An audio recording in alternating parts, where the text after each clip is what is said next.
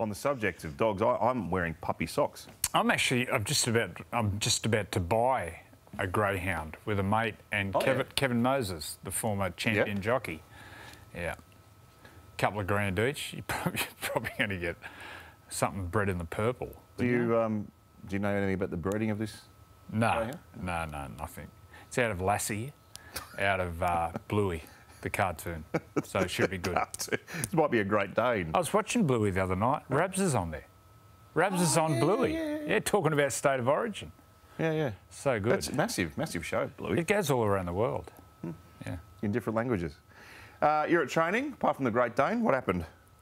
I was only a walkthrough, but getting the players used to each other. Sorry, what's a walkthrough for the people? Like, what do you do for the people out there that aren't really familiar? Well, you go through certain structures where you're looking to get to on the field and what sort of plays from those areas, and then different names for different moves. Look, everyone pretty much plays very similar at Clubland. And still got it. Oh, my groins tomorrow will be just off tap. And just getting used to the different calls. Once again, everyone plays similar plays, but they've got different calls at Clubland, so just getting them across, the communication, that sort of stuff. But a lot of players carry niggles, the sports science these days, when they played on the weekend, how many kilometres and all this sort of stuff. But they'll be good. Right, that's the Game 1 team for New South Wales. Let's have a look at the revised team to go up to Queensland. Latrell's back. Mitch Moses, the selection at halfback, who sealed his spot with a great performance at the weekend. Junior's into the starting team. Damien Cook replaces Api Coruscant. Stefano Gutukamanu. Greatest bolter. I asked Gus earlier today, is he the greatest bolter in 20 years for New South Wales? He said, quite probably. Ooh. Oh, he's been around the squad. He's been a development player. Yeah. I don't think anyone expected he'd get a run. It's been really impressive at training.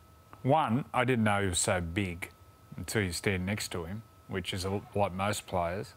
But how mobile he is and understands the game, understands his game. He's a big unit. He is a big unit and he's ready to go. What about Reece Robson? He's played his way into a jumper, hasn't he? Oh, yeah. And look, I've been quite vocal over the years. I think Origin, you need 2 dummy halves. I think it's too hard a position to play 80 minutes. It's terrible what's happened to Api, but it's opened the door for Reece Robson and his form. You just can't avoid it. He has been, defensively especially. And you know what? His passing is just like, comes out of a bazooka. Just bang, fires these passes. Look, he's made for Origin. He's as tough as they come and he's a bigger body too. Bigger body for a dummy half. I reckon you'd love to have played halfback with him. He just has long passes, just straight to the edge. I would have liked to have played halfback with Payne Haas. Every time he got the ball, I know I'd get the ball the next play. He is a genetic freak. Feel for Nicho Hynes. Obviously, he was a bit disappointed after what happened in Adelaide. Look, he's thrown out there in a position he's not familiar with and made one mistake. But a change of tactics from the Blues Brains Trust to bring the second hooker in means he's got to make way. You feel a bit sorry for him? Yeah, I feel sorry for Nicho. Yeah, I think that game in Adelaide knocked his confidence around a little bit. I don't know, selection-wise, whether Brad Fittler and Greg Alexander had made their decision before the game versus Melbourne on the weekend. But he's got the game live and free. You'll see it Sunday this week. On 9 and 9 now. And 9 now. And they're playing at home against Canterbury. So let's hope Nicho gets out there and puts his best foot forward, because I think you'd even admit from last year, the last month, his form hasn't been the same as it was last year. Yeah, he was a contender for the number 7, but obviously Mitchell Moses has won that battle for the number 7 jersey on the back of a Ram Trucks performance of the week for Parramatta. He was super. He was almost the last man standing, wasn't he? He was sensational. And look, the thing with Mitchell is he has matured as a player the last few years. I think everyone has seen that. And he's got it done in big games. Last year in semis, particularly up at Townsville, he got his team home against the Cowboys and got his team into the grand final. Look, they got beaten in the grand final, but that's the the challenge for Nico is to own a big game, and at the moment he hasn't really owned that big game. Last year they went out in straight sets. They were in the major semi or prelim, and South put 30 on them or 40 on them. So that's the next step for Nico, is to own those big games. But he's got the talent. We all do. We know that.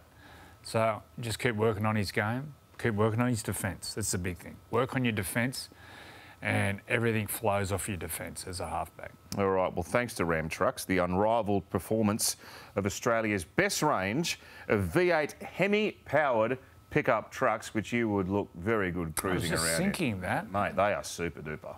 If they got like what was that show, BJ McCabe? Remember that? He was driving a truck, and he's BJ McCabe and his best friend Bear. He had like an orangutan. Right. He used to sit in the truck. I don't know if with that was him. a Ram truck. But I don't know if it was a Ram truck, but what I was saying, he had that horn that'd go beep, beep. So if you got one of those horns in the Ram truck. If you want to drive an orangutan anywhere, a Ram truck is the way to go. Let's hear from what Mitchell Moses had to say at the media day yesterday.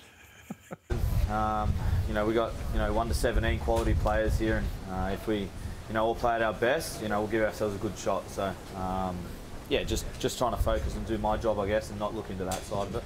Do you like that old catchphrase that pressure's a privilege when it comes to elite sports? Yeah, I guess so. You always want to prove people wrong, I guess, and you want to play in these games. That's what you play footy for. So pretty excited to go up to Suncorp and experience that and see how we go.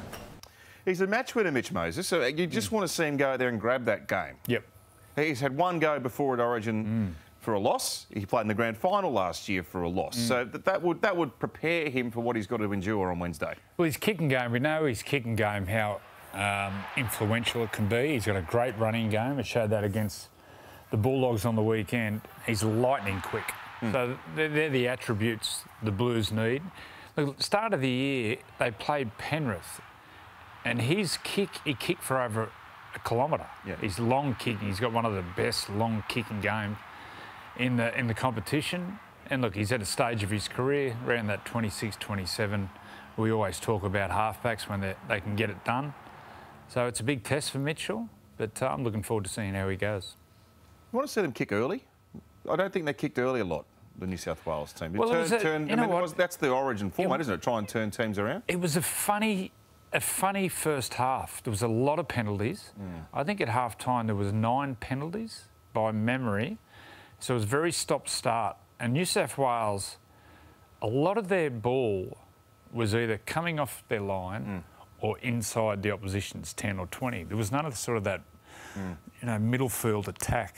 So it was a sort of funny sort of game. But yeah, that's early, and that's your part of Origin, especially the Blues. The start for the Blues was poor. First 20 minutes. They got to get the start right. If they bungle the start here, they're gone.